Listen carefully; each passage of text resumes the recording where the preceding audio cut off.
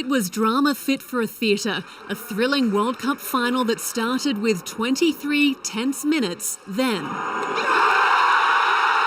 Lionel Messi delivered the first goal and gave Argentina the lead. The South Americans then made it 2. At half-time, the French had no score, but fans still had faith. We have a lot of talents on the bench, and I believe to Mbappe and the French team to equalize, so I'm not very worried about the result. With just 9 minutes to go, French superstar Kylian Mbappe put France on the scoreboard. Unbelievably, he did it again 97 seconds later.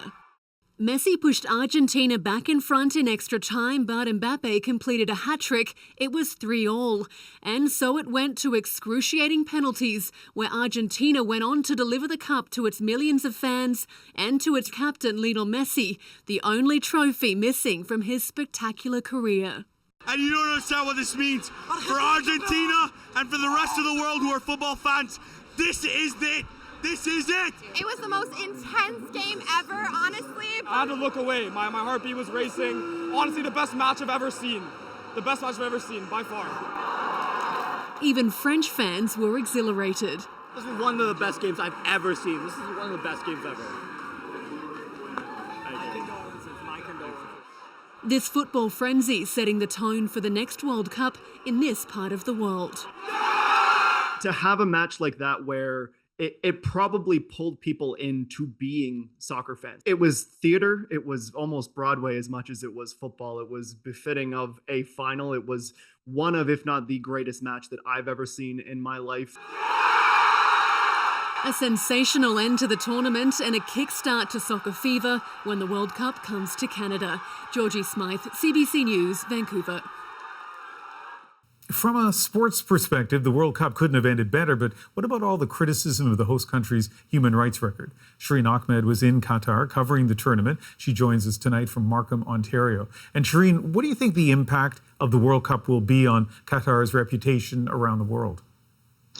Ian, this World Cup was arguably incredibly successful. It was the most watched and most engaged with men's World Cup final in history. I think if Qatar intended to sports wash, as many pointed to before the tournament. And when I say sports wash, it means to launder one's image and, sullied image and reputation of human rights, and then move forward by covering that up with a mega event, then they've successfully done so. I think their tourism has increased and will continue to increase.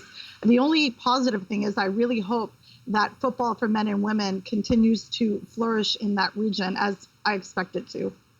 So a lot of people put the blame at the feet of FIFA. They see Qatar's selection as a sign of corruption, yet another sign of corruption.